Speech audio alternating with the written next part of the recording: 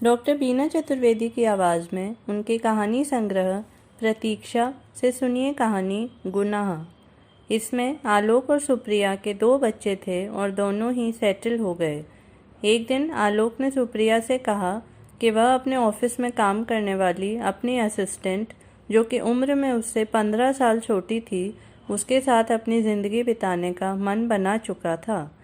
अपने आत्मसम्मान की रक्षा करते हुए सुप्रिया एक दिन घर छोड़कर चली गई। आलोक को फिर अपनी गलती का एहसास हुआ और वह सोचने लगा कि मैंने बहुत बड़ा गुनाह कर दिया है। सुनिए कहानी गुनाह। अनुप्रिया को एयरपोर्ट पहुंचाकर आलोक और सुप्रिया जब घर लौटे तब काफ़ी थक चुके थे। इन लोगों की दिन भर काफ़ी भागदौड़ हुई थी। सुप्रिया को घर तक न पहुंचाकर आलोक उल्टे पैर रजनी के फ्लैट की तरफ चला गया। इस उम्र में भी अपने पति आलोक की इस तरह की बेचैनी देखकर सुप्रिया की समझ में नहीं आ रहा था कि आलोक की इस हरकत पर वह हंसे या रोए। आलोक की बेचैनी का कारण कई दिनों से रजनी से न मिल पाना था। बेटी अनुप्रिया की शादी की व्यस्तता के कारण उसे समय नहीं मिल पाया था। अब उसे जैसे ही फुर्सत मिली वह पागलों की तरह भाग छूटा। ईर्ष्या, द्वेष और विवाद की स्थिति को तिलांजलि देकर सुप्रिया अब जीवन के ऐसे मोड़ पर पहुंच चुकी थी जहां वह हर स्थिति से निपटने के लिए तैयार थी।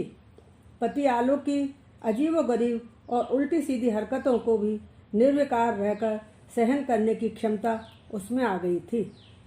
आलोक यही सोचकर संतुष्ट थे कि अपनी संपूर्ण जिम्मेदारियां उन्होंने पूरी कर ली हैं।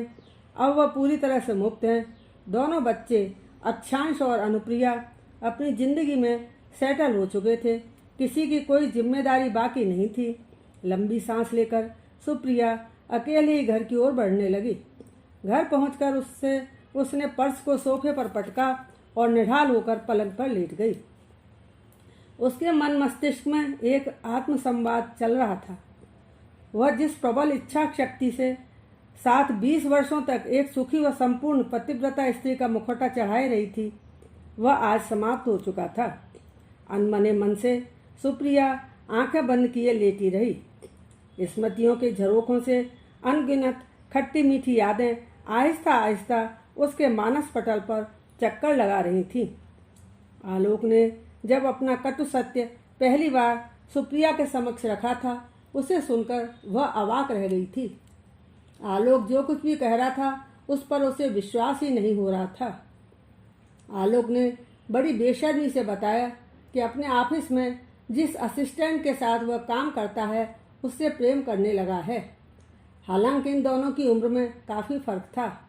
अपने से 15 साल छोटी रजनी के प्रति उसका आकर्षण इतना गहरा गया था कि वह जिंदगी पर्यंत उसके साथ रहने का मानस बना चुका था। सुप्रिया की भली चंगी गृहस्थी शापित हो जाएगी, इस बात की उसे कोई परवाह नहीं थी। अप्रत्याशित रूप से इस प्रकार की बात आलोक के मुंह से सुनकर सुप्रिया के दिल को कितना बड़ा झटका लगा होगा, इसकी कल्पना भी नहीं की जा सकती। आलोक के द्वारा सुप्रिया को दिए गए इतने बड़े धोखे ने उसे अंदर तक झकझोर दिया। उसका दिल अपमान की आग से सुलग उठा। वह चिंता तो हो रही थी, वह स्वयं से ही पूछ रही थी। हम हंसी खुशी शांतिपूर्वक अपनी गृहस्थी की गाड़ी को चला रहे थे, फिर अचानक ऐसा क्या हुआ?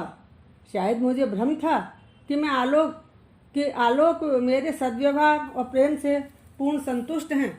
इतने समय से आलोक किसी अन्य लड़की से अंतर संबंध बनाए हुए थे, उसी के बारे में सोचते रहते होंगे और मुझे पता तक नहीं चला। सुप्रिया के अंतर्मन का उद्वेग और आंखों का अश्रुकोश उफन कर शांत हो चुका था। वह अपने मन को हठात बहलाने का असफल प्रयास कर रही थी। स्टेज मुद्रा में पलंग पर लेटी हुई थी, लेकिन उसका मन अत्यधिक बेचैन हो रहा था। कमरे के अंदर उसकी आंखें जिस स्थान पर टिकती, आलोक के साहचर्य का ही एहसास कराती। कोने में मेज पर रखा उनका युगल चित्र, जो 10वीं एनिवर्सरी सेरेमनी पर खिंचवाया था, उसे कचोट रहा था। आज यह सब देखकर और सोचकर सुप्रिया का असंतोष बढ़ता ही जा रहा था। आलोक का खिलखिलाता चेहरा, क्या वह सब ढोंग था? आलोक के साथ बिताया हुआ हर एक पल उसे बेचैन कर रहा था। उसकी आंखों से अश्रुधारा अनवरत प्रवाहित हो रही थी। वह अपने दिल को कैसे समझाए, यह बात उसकी समझ में नहीं आ रही थी। आलोक ने सुप्रिया के दिलो दिमाग को ऐसी चोट पहुंचाई जिसका शायद कोई इलाज नहीं था। सुप्रिया की जब आलोक से शादी हुई थी तब दोनों बहुत ही खुशहाल जिंदगी व्यतीत कर रहे थे। शादी के 1 वर्ष बाद ही अक्षांश का जन्म हो गया था, जिससे परिवार में खुशी की लहर दौड़ गई थी। अक्षांश जब 2 वर्ष का हुआ तब अनुप्रिया पैदा हुई। प्यारे प्यारे सुंदर और नटखट बच्चों के साथ दोनों बहुत प्रसन्न थे। धीरे धीरे बच्चे स्कूल जाने लगे। अचानक एक दिन न मालूम ऐसा क्या हुआ कि आलोक की नौकरी चली गई। आलोक का मानसिक संतुलन बिगड़ने लगा। ऐसी विपरीत परिस्थितियों में सुप्रिया ने डटकर संघर्ष किया। उसने एक प्राइवेट स्कूल में नौकरी कर ली और अपने घर पर ही अधिक से अधिक बच्चों को ट्यूशन पढ़ाने लगी। आलोक का इलाज भी करवाती रही। उस समय आलोक कहते थे कि इन कठिनाइयों के दिनों में सुप्रिया, तुमने किस तरह से घर, बच्चों और मुझे संभाला है, इसे मैं जीवन पर्यंत नहीं भुला पाऊंगा। सुप्रिया बीती बातों को याद करके सोचने लगी कि आज इन सब भावनापूर्ण बातों की धज्जियां उड़ रही हैं। आलोक स्वस्थ हो गए।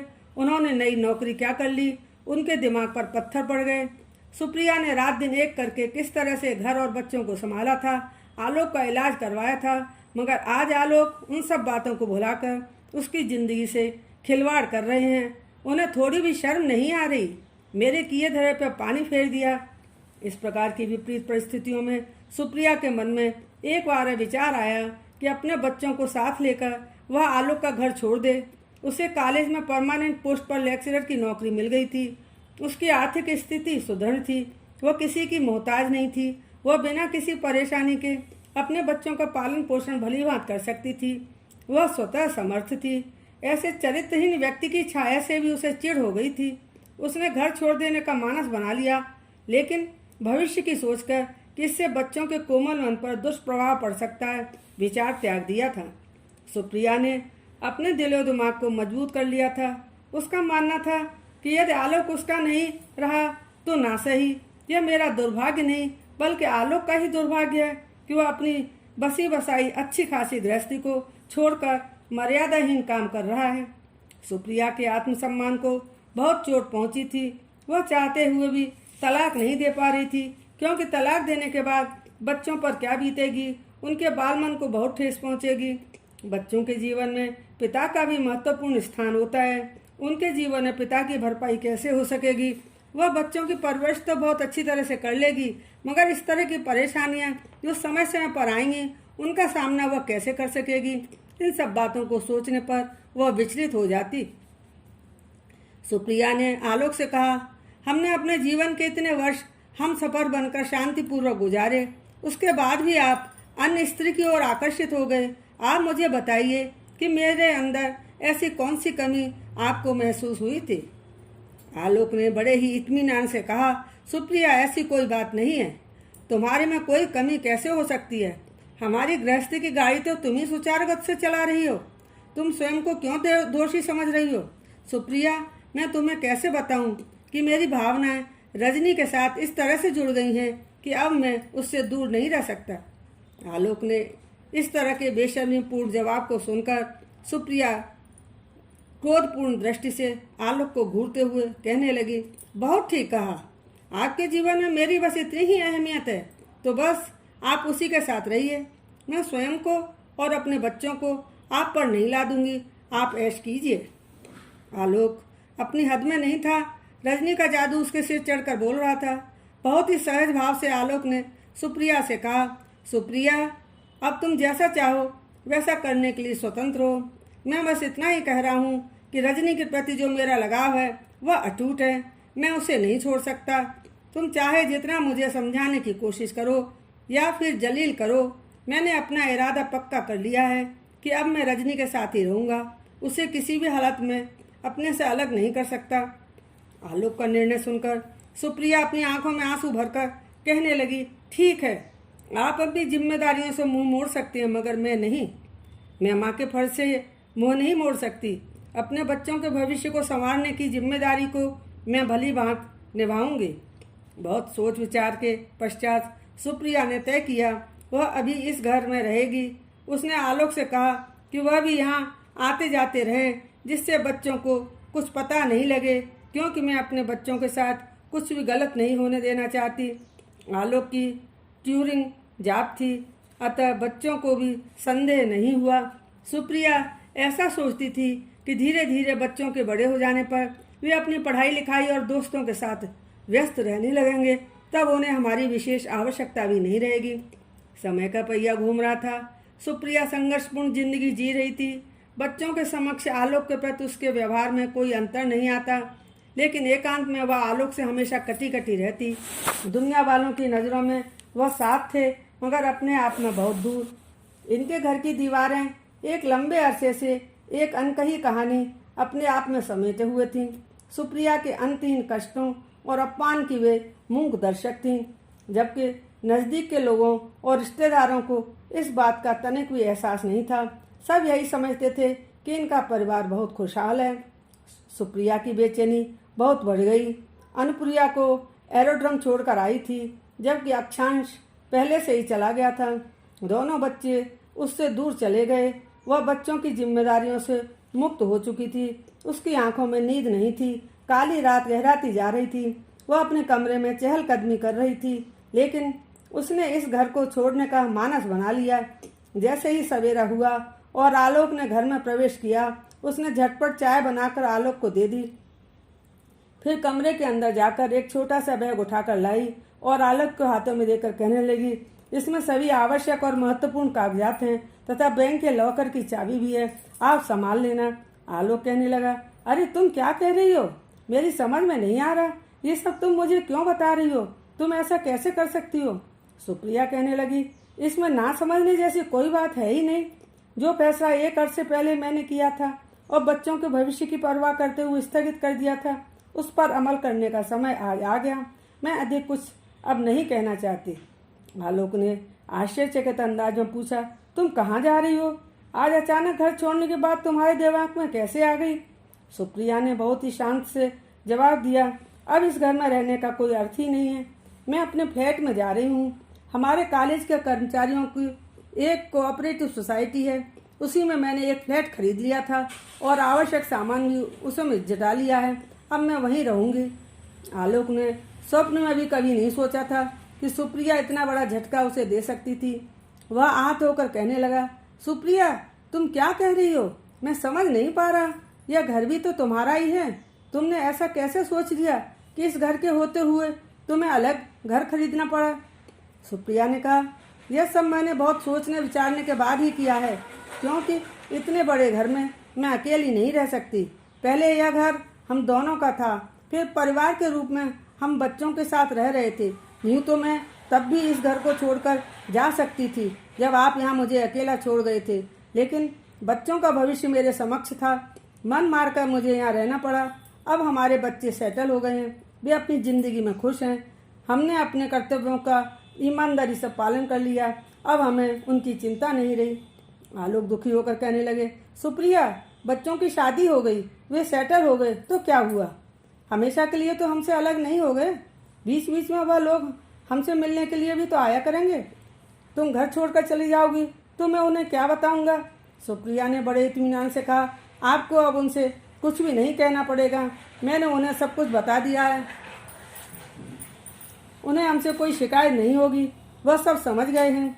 आलोक ने गंभीर होकर कहा, सुप्रिया अब रजनी से मेरा संबंध विच्छेद हो चुका है। अब वह मेरे साथ नहीं रहना चाहती। ऑफिस के एक हम उम्र कर्मचारी के साथ घूमती रहती है और शीघ्र ही वह दोनों शादी करने वाले हैं। अब मेरी उससे बात तक नहीं होती। सुप्रिया मुझे अब तुम्हारी बहुत ज़रूरत है। मैं तुम्हारे बिना इस घर में अकेले कैसे रहूँगा? मेरी इस बात को सुनकर तुम सोचोगी कि मैं बहुत स्वार्थी हूँ, तो ठीक ही है। मेरे अंदर तुम्हारी जितनी सहन शक्ति नहीं है। प्लीज़ तुम मुझे अकेला छोड़कर मत जाओ। सुप्रिया चुप रहकर शांत भाव से सब सुनती रही। वो अपने फैसले पर अडिग थी। सुबह आलोक जब सोकर उठे तो उन्होंने देखा कि सुप्रिया कहीं दिखाई नहीं पड़ रही थी। वह पूरे घर में उसे तलाशता रहा। घर में सन्नाटा छा गया था। जब उसकी नज़र साइड की मेज पर गई तो उसने देखा कि एक मुड़ा हुआ कागज रखा था। कांपते हुए हाथों से उसने कागज उठाया, आंखों पर चश्मा लगाकर धड़कते दिल से पढ़ने लगा। सुप्रिया ने लिखा था, आलोक, तुम्हें बिना बताए जाना मुझे अच्छा तो नहीं लग रहा, मगर मैं विवश हूँ। तुम मना करते और उसके बाद भी मैं जाती तो शायद हमें ठीक नहीं लगता। जीवन में इंसान से बहुत सी गलतियाँ हो जाती हैं और फिर समय रहते उन्हें सुधार भी लिया जाता है, मगर हमारे साथ ऐसा नहीं हो सका। मैं यह नहीं कहती कि तुम्हारी गलती माफ़ करने लायक नहीं थी, मगर मुझे अपने आत्मसम्मान की रक्षा करते हुए यह फैसला लेना पड़ा। मैंने बहुत सहन कर लिया, अब और अधिक सहन करने की शक्ति मुझ में नहीं बची। मैंने एक अरसे पहले ही इस घर को छोड़ने का फैसला कर लिया था, लेकिन उस समय मेरे अंदर छिपी हुई माँ ने मुझे रोक लिया था।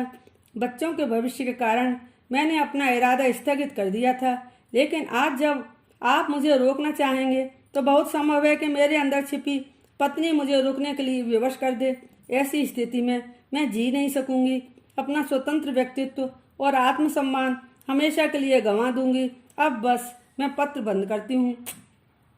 आलोक को अपनी गलती का एहसास करके बहुत पछतावा हो रहा था। वह अनुभव कर रहा था कि मैंने सुप्रिया को अंधेरे में रखा, उसे हमेशा धोखा दिया, उसके आत्मसम्मान को ठेस पहुंचाई। सुप्रिया ने जो कुछ किया वह ठीक ही है। मुझे अपनी करने की सज़ा मिलनी ही चाहिए। मैंने सुप्रिया के दिल को बहुत ठेस पहुंचाई। मैंने जो किया वह मेरी गलती नहीं बल्कि गुनाह था, और गुनाह की कोई माफ़ी नहीं हो सकती।